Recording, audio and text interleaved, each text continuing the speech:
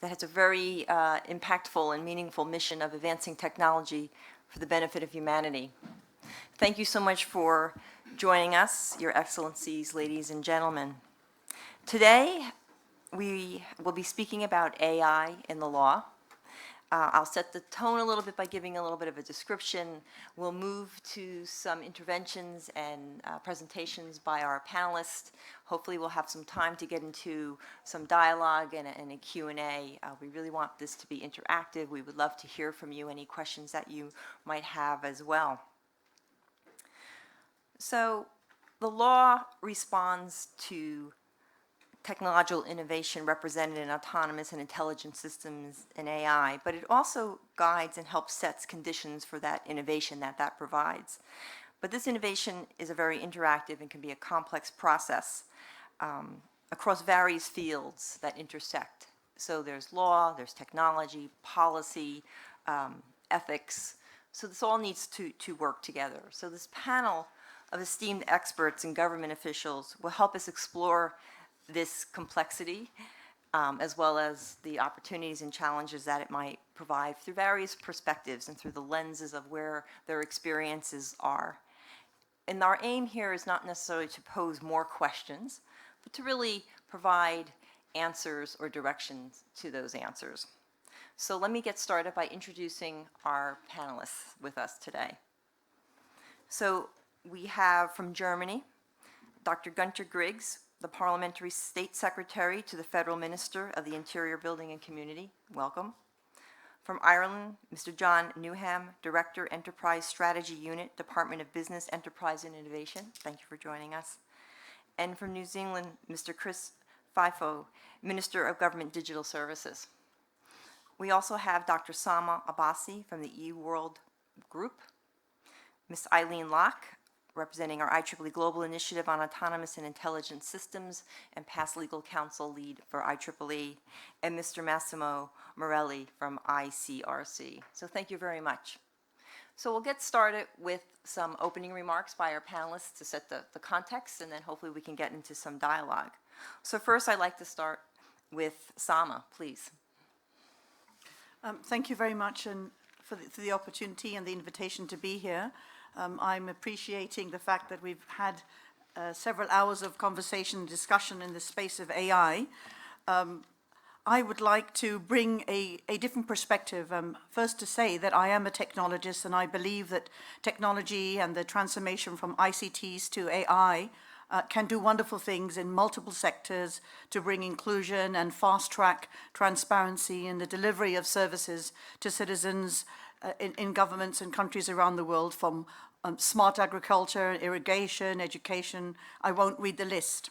However, I believe that with the rapid rate of transformation and the integration into every aspect of our life, governments and people, particularly children, are now at the position to be possibly exploited and at risk from unintentional threats that are around because of the borderless and global nature and the invisible nature of AI, and that sometimes people using it or in control, or maybe not in control, at the helm.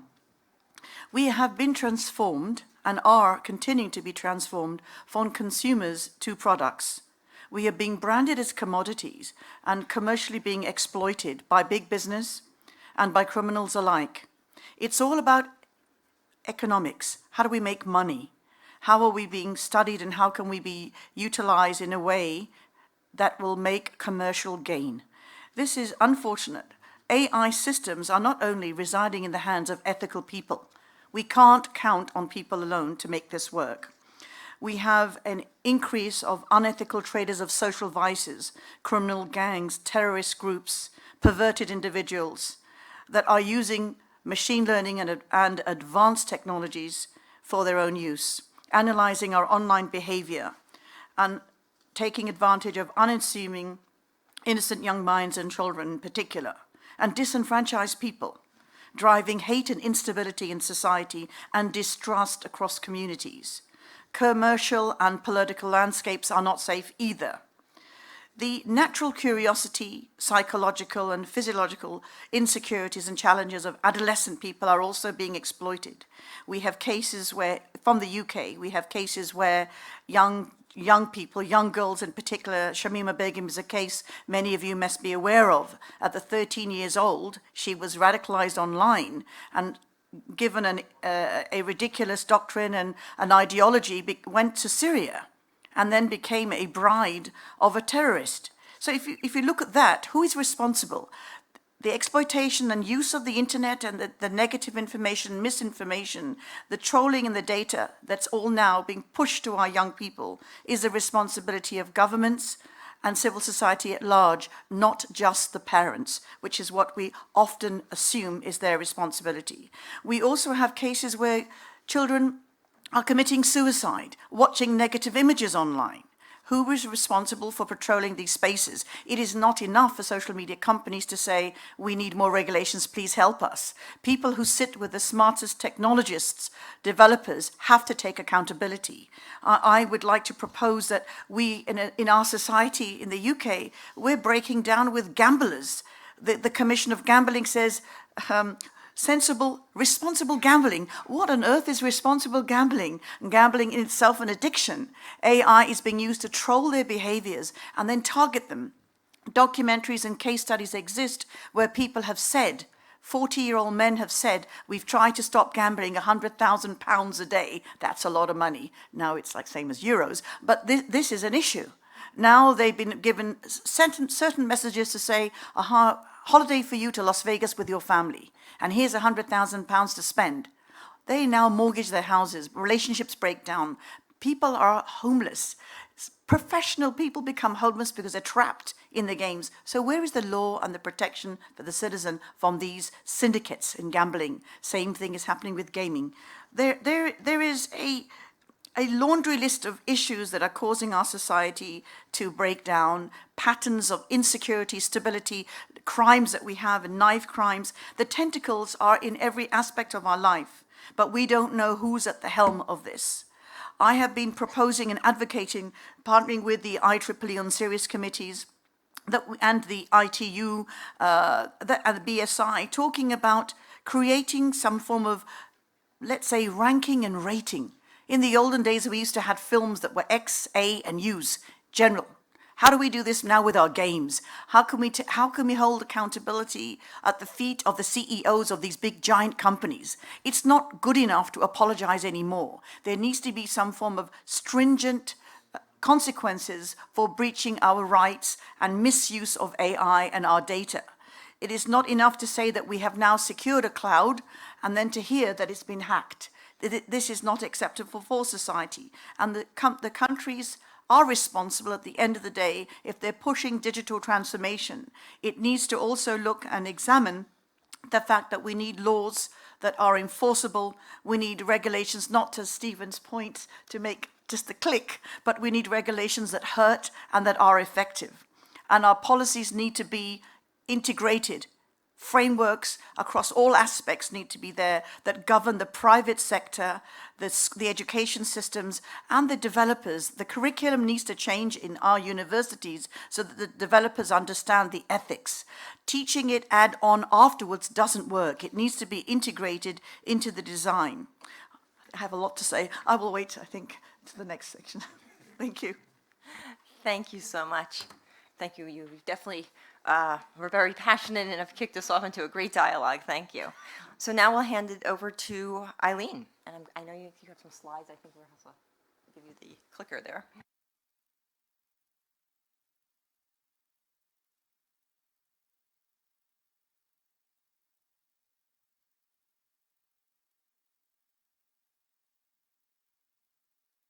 There I am. Good morning, everyone. I have practiced law in the United States for 42 years. My specialty is international law, and I've worked both in the private sector as well as with government.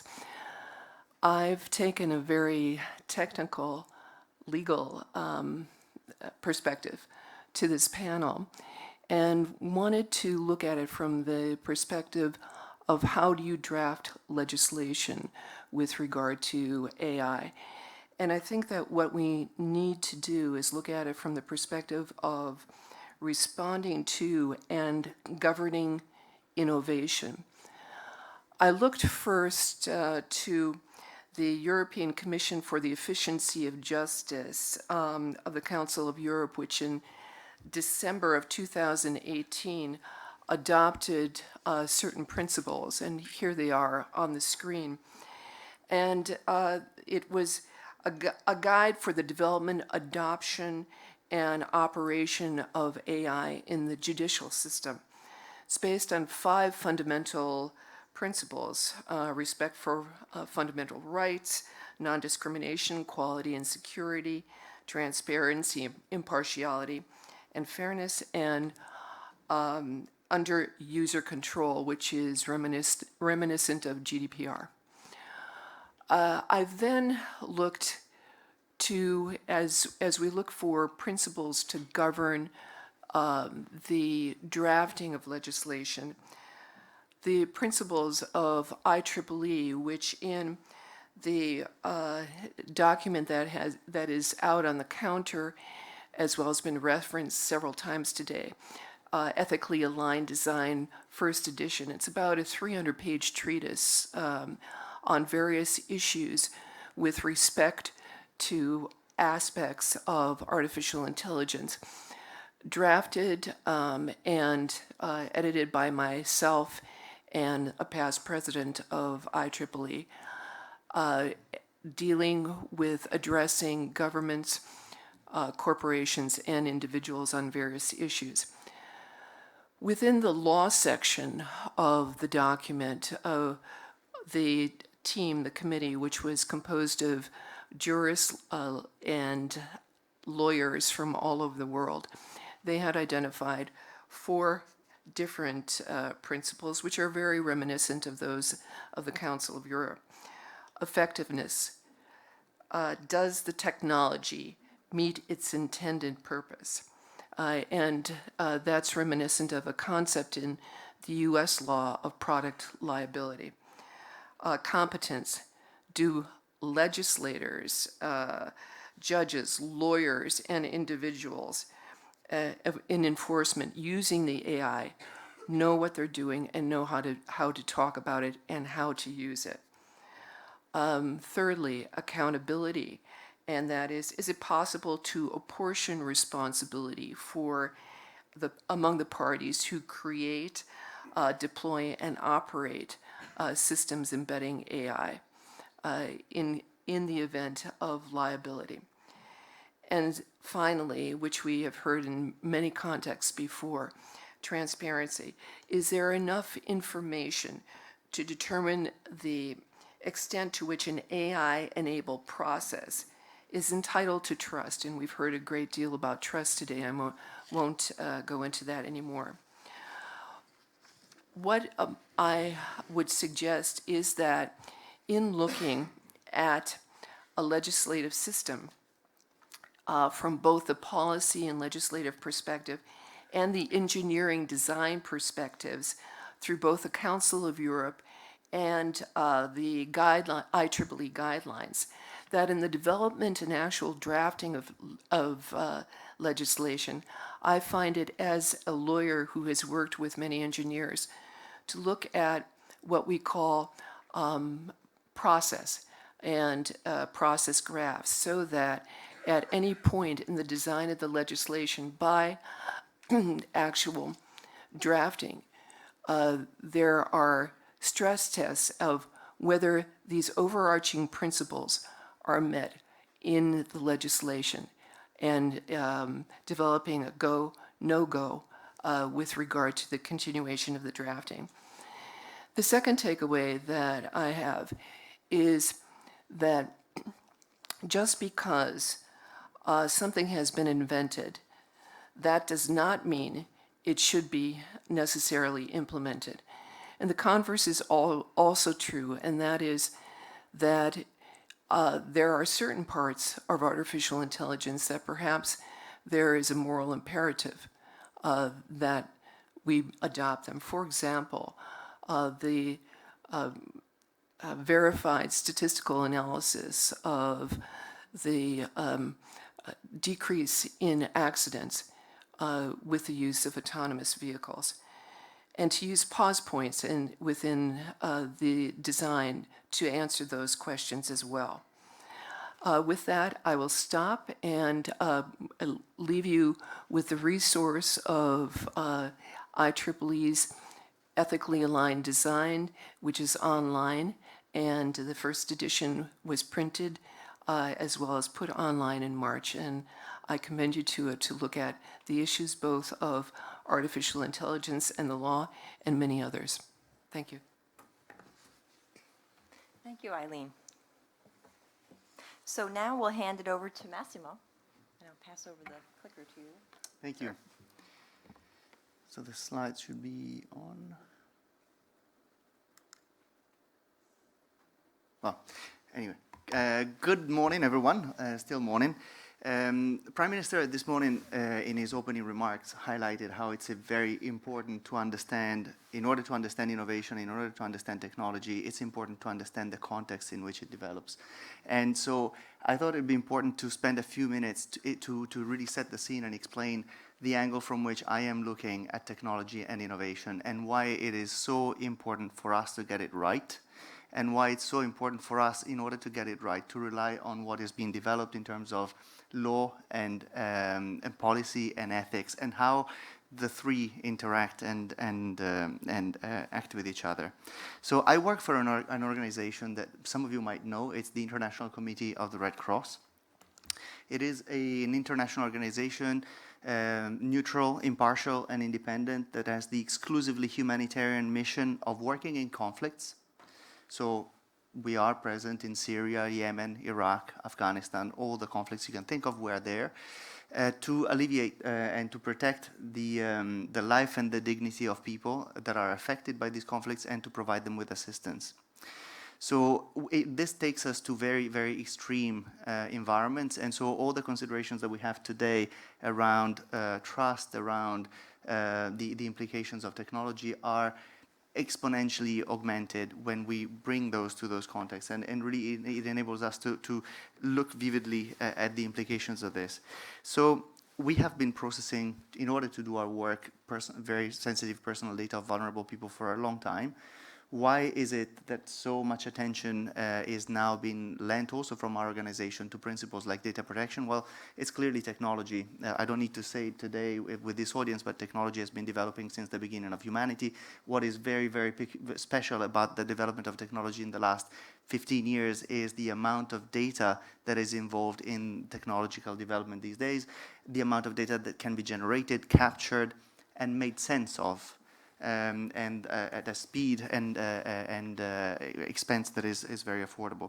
So for us, the focus is really to ensure that in performing our mandate and processing data in the process of it, we keep on loyal to the fundamental principles of doing no harm where we act, of being beneficiary-centric, putting the individual at the center of our action. And there's numerous links with principles of data protection that are linked to agency, the agency of the individual. How can we ensure that the individual retains some control over the information? And trust.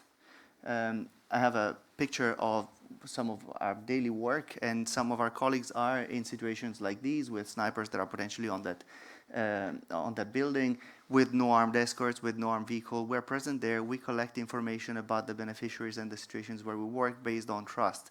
People trust that their information is going to be protected and remain confidential, and that our work is exclusively humanitarian. So this is why it is so key to get it right. But what is it that we need to get right? What are we looking for? Why is it that technology is so important for us? Well, conflicts are generally messy situations, and it's not getting easier. We're moving, of course, from situations where it's very clearly easy to identify who's fighting against who, the Red Army facing the Blue Army and shooting at each other, to situations where actually splinter groups are bringing a lot of unclarity. Conflicts are increasingly urban, where there's a lot of access to digital means and data is being generated. So to some extent, the complexity of reading the environments is not due to the lack of data, is due to the excess of data and the difficulty of making sense of it. Being pushed to do more with less means in humanitarian context. And this is where artificial intelligence and machine learning have become so valuable for the work that we do, to try and understand and read better the environments where we work, to analyze satellite imagery, to detect potential violations of international humanitarian law, to help using face recognition to potentially identifying people that have gone missing and that are being sought by their relatives. And they could have been, now they could have been in a hospital, detained by authorities linked to the conflict, or displaced, or simply disappeared. So this is why, in order to get it right in this kind of environment, we launched a number of initiatives, and we've been working closely with other stakeholders, data protection authorities and privacy commissioners, other humanitarian organizations, civil society, and academia, to provide guidance on how to deal with principles that are enshrined in data protection law and ethical principles in the adoption of technologies in the humanitarian sector. And I'm really looking forward to the discussion, because we've really, in the context of this working series, we've been looking closely at issues around bias, accuracy of data, how this is linked to increased cybersecurity issues and threats, how legal and ethical questions arise in the acquisition of off-the-shelf pre-trained algorithms, how, for example, to deal with the complexity of interpretability, transparency, the requirements for human intervention in complex decision makings that will lead to binding decisions for individuals or decisions having legal effects, the role that human instinct can still play in decision making that is driven by AI, and so on and so forth. So I'm really looking forward to the discussion and to get into the legal and ethical considerations around it. Thank you. Thank you so much. So now we'll move to Dr. Gunter Grings, so please join our conversation. Thank you very much. A few remarks. First, I have my main job is being a state secretary in the Home Affairs Ministry in Germany. I'm also a member of parliament in this capacity, but also chairing a little organization called the German Society on Legislation. And from all these capacities, I know one thing, that if we make a law, the law is often, the statute we do, is often smarter than the lawgiver. By the help of smart judges and the legal system, sometimes a law might have a slightly or even grossly different outcome than we intended as lawgivers. Sometimes we don't like it. Sometimes we say, oh, it's much smarter and much better working, much more effective than it was really written into the law. So therefore, from the lawgiver's perspectives, I would say that statutes, the law, the legal system, is a system of artificial intelligence in and of itself, even before there was anything like IT. So it's always, of course, a question of the perspective, what you put into a system, what comes out of it. But of course, there's another dimension now with what we understand now as artificial intelligence in our context.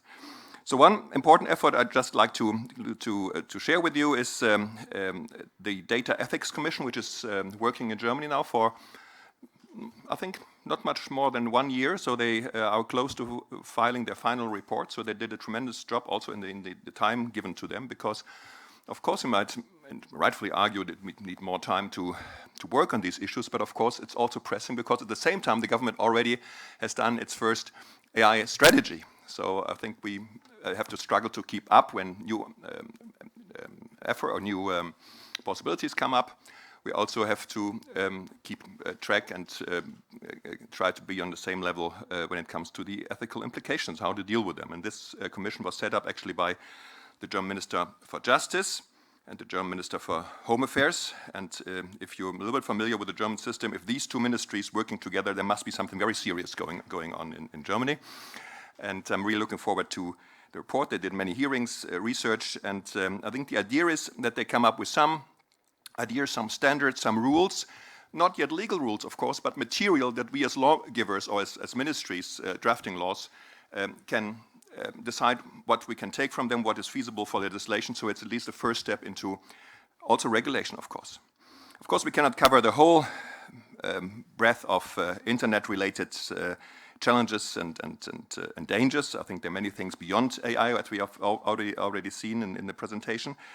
But what kind of regulation can be specifically done with respect to AI? Maybe only 2 or 3 short thoughts. There's one area which is actually probably the only area which is quite well covered so far, is the aspect of data privacy in the GDPR on the European level. There we have specific AI-based or rules which affect AI-based decisions on individuals. I think there's at least a nucleus for specific regulation. We don't have much more, I have to admit.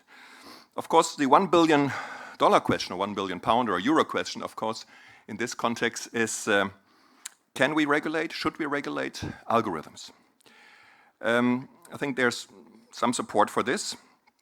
I'm more with the one panelist who was quite hesitant about what we can know, what we can explain to the public, to a lawmaker also, even to a judge. So I don't think maybe there's some exceptions, but generally I think it will be not very feasible to really try to regulate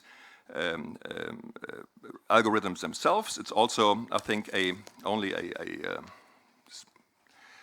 probably also not a solution to say we need more transparency there. Yeah, of course, we might need it, but can we really understand what we see if we see a code or something like that? And then we have to trust experts again. So I think, as a lawmaker, that's at least my personal position for this time, is that we certainly have to focus on the outcome of algorithms, which is maybe not the smartest approach, but the feasible approach.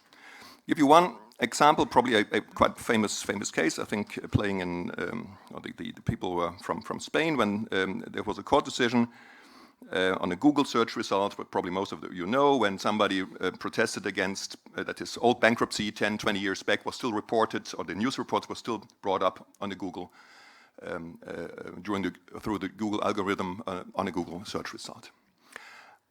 I don't know the specifics of this case so much, and I don't know Spanish law, and in this respect, maybe not even enough about European law. I'm not sure whether the balancing between the right to privacy and the right of the public to know was done right. But what I liked about the decision was it was made pretty clear that the argument, we can't really change our algorithm. The algorithm is this and this, should not understand a court, should not interest the court, should not interest the legal system, because if the approaches or the reading of the law is, in this area, privacy trumps the right to know of the public, I think it's clear that the law should beat algorithms, and people which are protected by the law should be then over data. And the third short point in this context, when we talk about regulating AI, and I would also be interested in your position on this, as I'm also in the last one. The question, of course, is how do we deal with the concept of responsibility? I think responsibility, especially in a modern, very complicated society, is key. I had fought many discussions in German Parliament, for example, when it came to copyright law, and people were not willing to take responsibility for what they did, downloading, uploading things. And I think a legal system without responsibility cannot work. It's not a rule of law system anymore. But how can we go about in the area of AI when we don't understand, when people that set into motion an AI system can't foresee what's going on? And there are first voices in Germany already going on. I think there are going to be more, so far only a few, in the legal community saying maybe AI, machines driven by AI have to have some kind of legal personality. And I just want to say, probably still most of people on legal lawyers are very critical on this. I'm not sure whether this is the same in 10, 20 years. I hope it will be like this. And I certainly want to say that my position would be if a human setting an AI system in motion, or a company doing it, and they are not willing or not able to take the risk, to take the responsibility for what comes out of this, they just have to, they just can't do it. I think there's the clear rule that if you set something in motion, you're responsible for it. And this is, of course, very easy to say on a very abstract level. When it comes concrete, of course, we have to make rules. How do we attribute this kind of responsibility? But that's, I think, would be a task for the legislator to make it more clear. But the whole concept, the very idea that somebody's setting something into motion. Even if it's very complicated, even if we can't foresee it, still responsible. And if it's too risky, just leave it. Thank you. Thank you. And now we'll move to John Newham from Ireland. Thank you. Thank you, Karen. I'm in danger of trying to break a law right now, and that's the law of diminishing returns. And having heard the previous speakers, I'm going to have to adapt what I intended to say, and try and add some value if I can. And maybe I'll start off by just giving some personal perspectives in terms of Ireland's development of a national AI strategy, and take you a little bit on the journey we find ourselves, and map out some of the landscape and the milestones and signposts that we're currently encountering. As I said, we're developing a strategy, and we're about 2/3 of the way through, and there's been a very wide and deep stakeholder engagement, and the title of our new strategy is likely to be AI Here for Good. And what it's trying to say is that in some ways it's inevitable. Technology is inevitable, but we can't lose sight of the principle that it should be for the good of society. And I'm reminded of 15 years ago, before social media was so prevalent, there was an opportunity then maybe for us to have a debate at that point. And I think the promise of social media was connecting people and making it easier for people to share information, whereas some would argue these days that it's about people conspiring together to share misinformation. And so there is an opportunity now for us to look at, and I'm very reminded of some of the things that Eileen mentioned in terms of looking at the principles. And so I'll turn a little bit to some of those principles. In terms of our development, we're looking at obviously the role of enterprises in developing artificial intelligence, in using artificial intelligence to be more productive. We very much consider artificial intelligence to be part of a basket of disruptive technologies that are on the horizon. And how will we transition our country and our people in light of those new technologies? The role of education, the education sector, the aspects relating to the citizen, whether that's around privacy and rights, and of course trust, and of course public services. And I'm not just talking about using AI for more efficient and effective public services, which is often what finance ministries are most interested in, but to provide new services and where the novelty.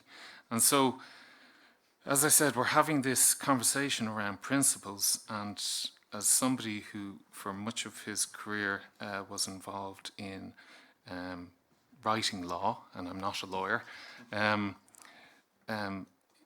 time and time again, especially in the government sector where we're involved in regulatory practices, licensings, permits, fundamentally the system has to be guided by principles. And in our legislative process, we always begin with a principles and policies document. What are we fundamentally trying to achieve? And that's what should guide the legislation, and the administrative processes thereafter. Is a little bit complicated in the Irish context because we have a common law system.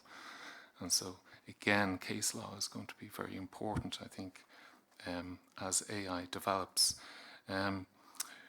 Some of the areas that we're trying to look at are the existing legal and regulatory frameworks, trying to identify what's the novelty around artificial intelligence or augmented intelligence, whichever definition you prefer. What is the novelty? Is it in the black box discussions that we had earlier? Is it around issues such as automated decision making? And then starting or reflecting a little bit in terms of public services, the government should have higher standards. Now, I believe all standards should be equal, but anyway, the government certainly should have higher standards. So it's not sufficient for the citizen that we use AI services that make decisions for them without transparency, without accountability. And of course, that is a challenge.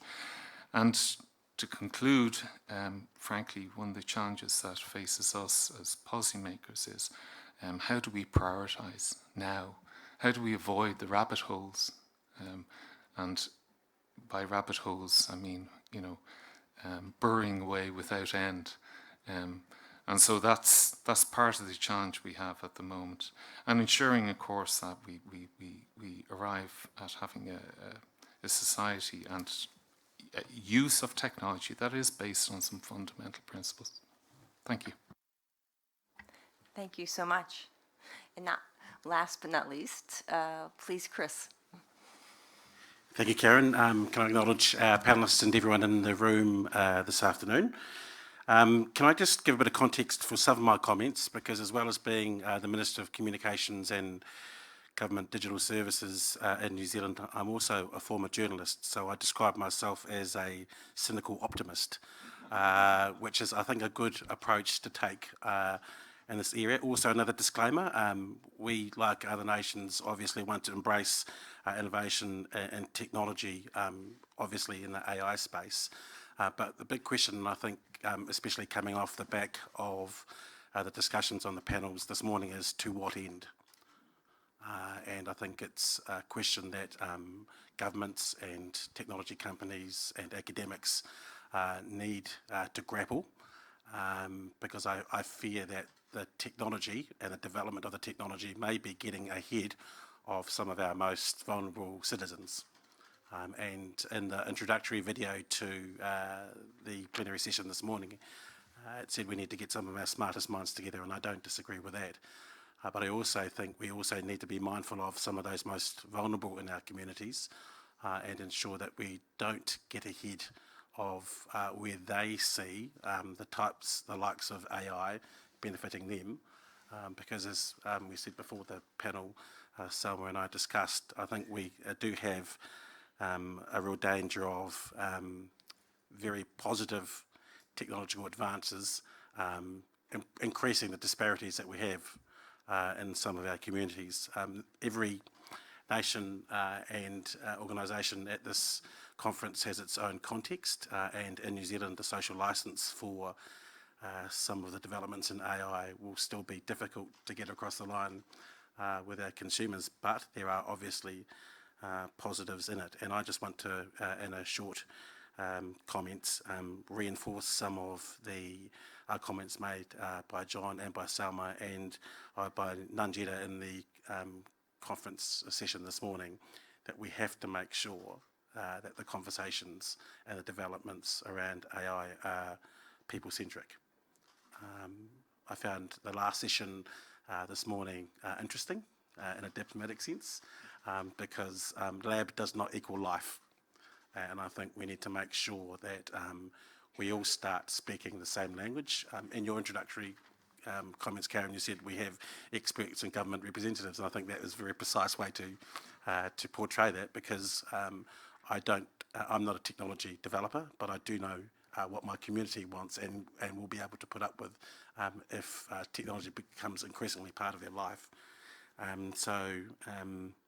I agree with the principle-based regulation and legislation, and we are going through a stock take, or we have been through a stock take of our government agencies to see how algorithms and AI has been used, and making sure that that is in line with the principles and the way that we would like to see our citizens treated.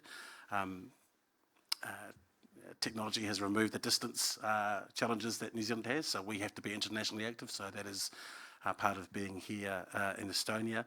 Also being supportive of the governmental panel on AI, being part of the World Economic Forum work as well, and agreeing to some of the principles of the OECD around the principles around the safe use of AI as well. But I believe, and it's, I came to this conference thinking that we'd give a very New Zealand perspective, but some of the conversations around trust and people centricity, I think, that are happening here, I'm heartened by, but I also see as a challenge, and I think I'll leave it at that, but I think I'll be interested to see where that conversation goes to, because I think there are inherent benefits, but also some hard conversations that have to be had in a language that everyone understands for us to get the maximum benefit out of this technology. Well, thank you. You know, we had an amazing, I think, very well-rounded collection of perspectives, and I really appreciate that. So I think we have a lot to think about, but also to talk about. You know, we talked about the critical issues and the urgencies, that things really aren't okay, and we need to take action. How do we take action following frameworks and principles? And governance is key. But to Massimo's point, you know, we need to get this right, because it's very critical, because the technology can be used to address so many serious humanitarian and other challenges that we're facing today. So to launch us into our sort of moderated discussion, but really, I want this to be interactive and really to get our panelists and our audience involved in this. I have one question to pose, and then we'll sort of take it from there. And I also want to leave time for Q&A for the folks listening in here. So, you know, when we look at the uncertainty and the intentional and most likely more the unintentional use of AI or autonomous in these intelligent systems, you know, how can we steer, how can we help manage this interactive process of this intersection of all these various aspects in activities or disciplines, if you think of the technology, the humanitarian issues, the ethical dimensions of this, so that we can have continued innovation, but that innovation is grounded in people's well-being and builds value and trust. So I'll just put that out there and see if anyone wants to sort of take a first bite at that question.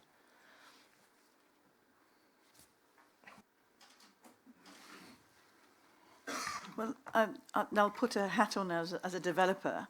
I think that in this morning's conversation, again, if we go back to the standards, so I'm an old IEEE fan from the 80s. So as a person who's always believed in standards and guidelines, innovation is not happening today. It's been happening for decades. The only thing is life has become very complex because we have now many other players that are seeing how to take advantage of technology. Obviously, the humanitarian side is key, and I'm all for that. But as a person who's an advocate for internet safety and protecting children from online harm, but also a person who's working in conflict countries also, I know there is a definite need. I believe we have to create a holistic parallel framework. As a colleague from Germany has said, you know, there are risks and we have to have principles. And you can see collaboration with different ministries. Obviously, when we look at the SDGs, we see that technology can play a huge role to help governments and small island countries to accelerate the delivery of services. But we have to roll back and see I think one of the colleagues this morning said that we have this, Professor Stephen, we don't know what went in with it. We don't know how it really operates, but we know what it's doing. Having tangible, as an engineer, I like numbers. I like things that can be measured. We have to go back and look at the standards, as my colleague said this morning from IEEE, that if we are able to create frameworks, guidelines, and principles that can actually create metrics to measure what is ethics, what is integrity, how do we design in empathy, compassion. When we say from our mouths, technology is for good, technology for humanity, technology for inclusion, all of these things are fancy words, as my colleague has said. It needs to be measured. So we have to go back, define what those parameters will be. I'm sure that legal side will come in, but from an engineering point, we can actually create ways to measure this. Then we have to define and measure the level of maturity. In products, we always have like a alpha, beta phases before we roll things out. We used to call them levels of maturity. So we need to have levels of maturity and risk matrix that are mathematically created to know that this system, this super smart AI system is being measured by some form of standards in its holistic implementation, what are going to be, and predict what will be the consequences of this. Within this framework, it's implemented in companies, in universities, and legislation, because we need to be able to measure it throughout the system's integration into society. Thank you. I agree with you, Salma. I think in the development of legislation, however, it is very difficult to take a completely holistic view. I think in legislation, one has to look at what is the end result that one expects to achieve. Looking at the example of facial recognition, absolutely, it is very, very useful in the development of humanitarian relief and humanitarian events. That same facial recognition, however, has been rejected, for example, by the city of San Francisco, which will not be using it in terms of attempting to find criminals because of other legal principles, the presumption of innocence, the held belief that recidivism can be corrected or forgiven after a sentence has been completed. So I think that we need to actually, as we look at legislation, this is extremely difficult, look at where the application of that legislation or of that technology is going to be made. Thank you. Just a couple of thoughts very quickly. To start on the multiple uses and the multiple implications of using technology and the fact that it can do great things as well as very dangerous things or things that we as a society have decided they're not right. That's absolutely right. That's the debate about technology. Tim Cook put it in a very, very nice and catchy way at a conference last year, speaking about how technology is great. And technology can do great things, but it doesn't want to do great things. It doesn't want anything. That's up to us to decide how it should act. And this is, in a way, the discussion about all the need for standards and guidance. And I would actually take it a little further. Guidance actually already exists, and law exists that regulates the use of algorithms. Perhaps it doesn't regulate algorithms, but it regulates the use of algorithms, and it's a question of applying it. There is a very useful guidance from the Council of Europe Expert Committee on data protection, on the application of the principles of the Convention on Data Protection, Modernized Convention on Artificial Intelligence and Machine Learning. That talks precisely about issues around how to ensure accountability and avoidance of bias and so on, all the issues that are raised from a data protection point of view by this kind of technology, and that's really useful. But I really like the comment that was made earlier that is key, accountability, the idea of if you set something in motion, you're responsible for it. I mean, under the law, a data controller is responsible to comply with the law. And the fact that the tool that you want to use makes it a little bit more difficult to comply with the law doesn't get you off the hook. It makes you more responsible for it and more accountable for it. And this has to be very clear. So if we find difficulties in ensuring the application of the law to this very complex and sophisticated new technology that is sometimes difficult to understand, we need to find ways to make it possible. Now, how do we do this? It might be a $1 million question, but it also has a $1 million answer, which is, it's not the entire answer, but data protection by design. If I put $1 in developing a technology or an algorithm that can, in order to make it achieve a great purpose, I need to put at least another $1 to make sure that it is developed in a way that is compliant with the law. And I was talking to a professor in computer science that of a university we work very closely with, and she was saying, with all the questions that I was coming up with, she was saying, these are great questions for my lab. Just give me 5.5 million francs, and we'll do it for you. There might have been a little bit of marketing there, but these are questions in which universities are actually already working today. If we're talking about explainability, there's research that is going on about how potentially you could be using another algorithm to try and monitor what the other one is doing and to explain. Is it the solution? I don't know. I'm not a technical person, but investing in research to just as much into ensuring that the technology you develop is responsible and compliant is just as important.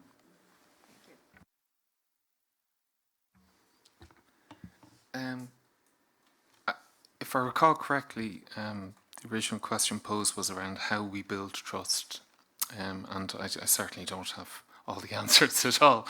But 5 things strike me. One is, of course, conversations like this are important.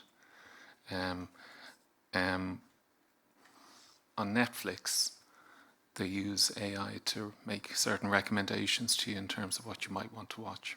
And one of the recommendations for me, well, I won't tell you what the recommendations were because some of them, frankly, are not me at all, honestly. But one of them was a program or a TV series called The Good Place. And the premise of this TV series is a bunch of people end up in hell and they have to try and make their way into heaven. And the premise being that they have to explore philosophical and ethical concepts, which for a TV program is fairly deep, and it's a comedy. But having this conversation is important. Our education system is important, and like returning to some age-old concepts we used to call science, natural philosophy, but returning to some fundamental questions around. And this is an opportunity, and I see it as an opportunity, actually, for us to revisit some very important aspects. The other thing I say is, so that's certainly part of it, establishing some of those principles. But giving clear guidelines or even legal requirements around that are quite clear that perhaps if decision-making arises in an AI circumstance, that the decision has to be in the best interests of the user and not the company. I'm not disregarding if companies then want to overturn that decision, that's a decision that they're making, but it's a human intervention. We mentioned there of empathy. I think we also recognize some of the current challenges. I used to be responsible for economic migration, and there were human decision makers, and not always were they empathetic. So just to recognize that we face those challenges. And sorry, and just to finish on, we are risk averse, especially in a government system. That's kind of how we operate. But we do need to identify the real opportunities that AI presents. And I'm thinking of not necessarily just global challenges around climate change, but in the areas of health, and what are the steps that we need to take, whether it's digitalizing patients' records and connecting those. And I think that's important for the public in terms of seeing what actually AI can do for good. Thank you. Also, I think coming to your question, like how to manage the process of setting rules and legislating maybe. I think we should also try to put it into different steps. I mentioned our German Data Ethics Commission, which is one approach. Other countries have similar ones too. I think the purpose is not to invent whole new principles and the whole new ethics, because the point is that even in this wonderful age of the internet, where we have all these new chances to get information and to interact and so on, I don't see a reason why our values of how to treat people, or that property is a concept which is still viable in the 21st century, even though you might rather share some things and buy them. But still, if somebody wants to have some ownership on things, you have to respect this. It was a discussion I did on copyright law many years in the parliament. So I don't think we have to change our principles, and we now have to find a whole new set of ethical principles for the 21st century, for the AI era. But what we certainly have to do, and I think that's what I hope to read from our Data Ethics Commission, is to refine these principles, to make them applicable for the 21st century, to see how we draft them, how do we apply them in the 21st century. And then the next step is, of course, also not only, but for my part, a political discussion. In which areas do we have to legislate? Which areas where we might hope or think that the community will find their own solutions. One example, not related to AI, but also a hotly debated question. I think the question, do people have to use their real names on the internet? I think as a moral or cultural, let's rather say cultural issue, I think yes. I don't take anybody serious commenting on one of my political statements with Mickey Mouse 25 or so. I just don't take him serious, and he won't get a reply even if he also gives his email address. But do we have to make it into a binding law? Normally, no, I think, with some exceptions in some areas where it's maybe necessary to seal contracts or something like that. So we have to see what's for society, civil society, and what's for the legislator. And then we say, okay, yes, we have to regulate certain things, as I mentioned this in my first statement. Of course, the next question is how broad, how narrow do we have to regulate it? I think there a rather narrowly tailored approach might be in most cases the right thing to do. Also, it's a learning process. We have continuously to amend legislation. And I want to take up the example of facial recognition, because it's also something that we also like to use in the law enforcement area. So I wouldn't say it's all no problem at all, but I also would not follow the San Francisco approach. So our approach today is also, given the existing laws, we have certain rules to put out wanted lists. If you just had committed a minor crime, it's not possible, rightfully not, out of privacy question, that he's at every post office, if there still exists or so, we have the picture of this person just as a minor offender. But if we have, like, terrorists we look for are really people perpetrated serious crimes, then it's already possible to put them on wanted lists, to give the picture to the public. And I think this could be the standard, more or less, for using facial recognition. So in a very narrow way, in only for certain narrow purposes, but not overbroad for all kinds of government purposes that some government employee might find feasible, might find interesting to know. Can we be sure that it's not misused, that not too many people get into the database? Of course, we cannot be sure, but then again, there are human decisions responsible for this, and we can hold accountable the humans, the people, the government officials, who put too many people into a database like this for facial recognition. So in this way, I think we can find balanced approaches with a narrowly tailored legislation. It's also important for, of course, in the business context. So there also, we have to regulate certain things, but we shouldn't be overbroad to not destroy business opportunity if it's not necessary to do it. So it's not a very concrete stand here, but I think it can at least be a guideline how we should go about to be balanced in this. Thank you. Just 2 points to reinforce some of what is already said, and to reinforce the point that both Gunther and John made. First one, I think having these conversations and us as leaders making decisions about what the principles are and being very clear about that globally is extremely important. And the second point is just, I hope it is to point out the blindingly obvious, is that technology changes fast, but societies don't. And I think we've got to be aware of that, which is why I think the conversation about trust this morning is very important. We could potentially lose, and this is where my cynical optimism comes in, we could lose a great opportunity to help some of our most vulnerable citizens right around the country, but if we don't enable them to have trust on some of the innovation, then we will lose that. As Eileen said, there are lots of innovations that don't make it. And I think we need to be very careful about how we have those conversations, not just amongst ourselves, but with our communities, to ensure that they fundamentally trust what is a business proposition for some of the people in this room, but also as governments, what we're trying to do to increase the well-being of our citizens. I just think we need to make sure that we bring our citizens with us. So I know we have maybe about 5 or 10 minutes, and I want to make sure if there's any questions from the audience. So I think your hand was up first. Gentleman over there, if you might ask a question. If it's to any particular panelist, just let us know who you're directing it to.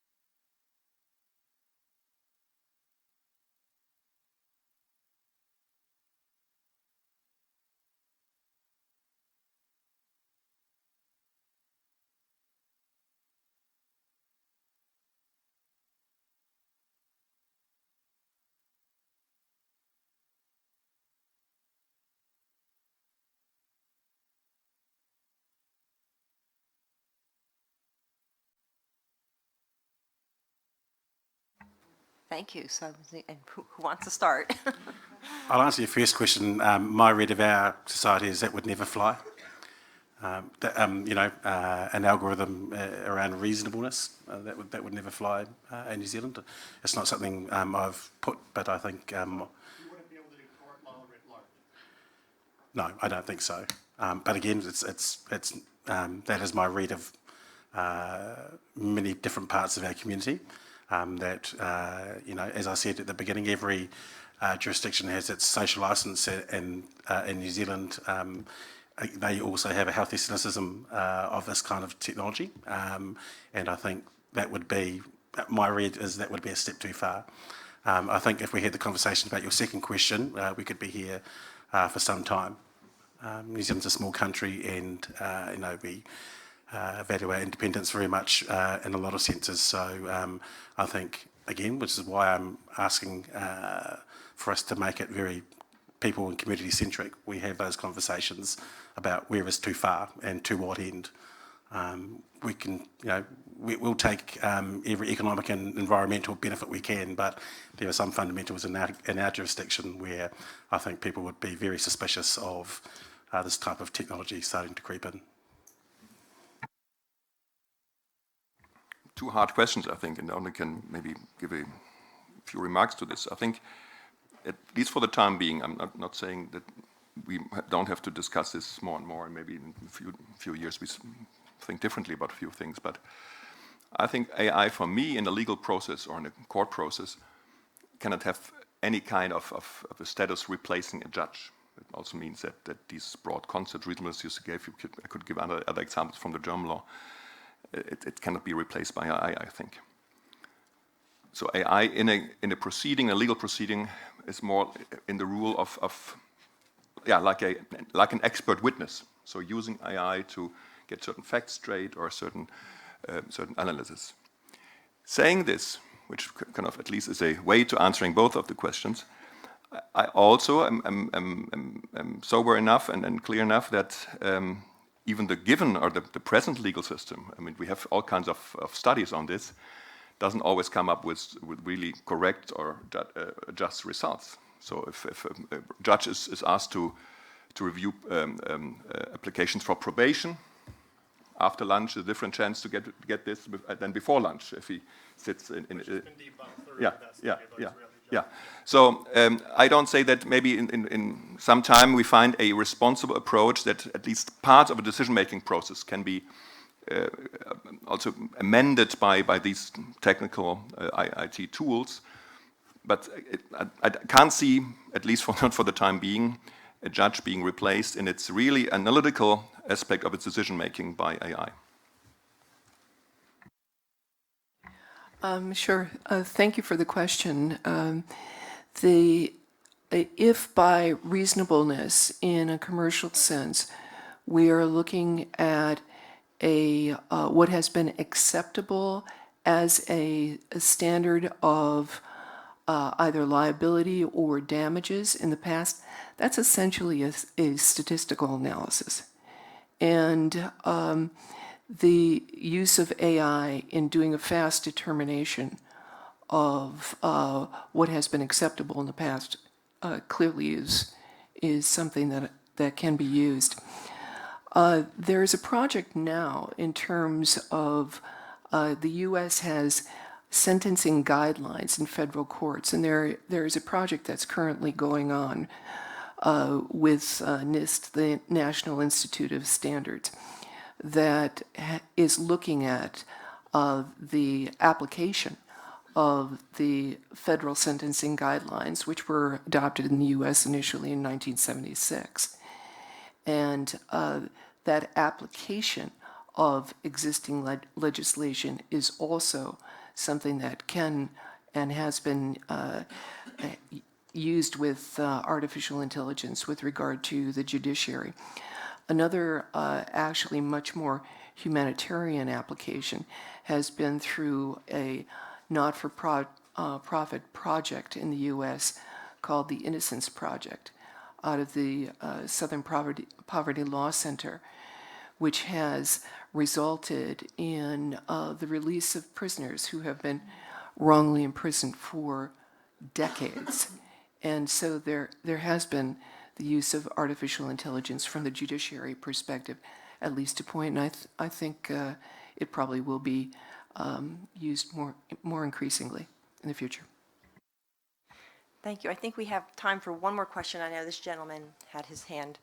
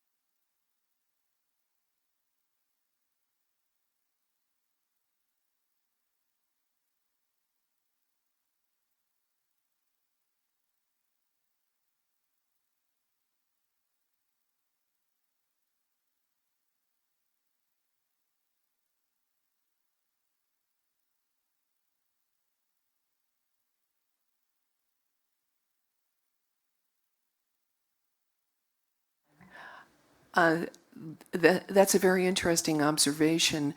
And the regulation of commercial, in addition to the cooperation with technologists, I think was very beautifully done, maybe inadvertently, with GDPR, because it was a privacy-driven, human-centric piece of legislation, but its application was to EU citizens wherever they may be located in the world.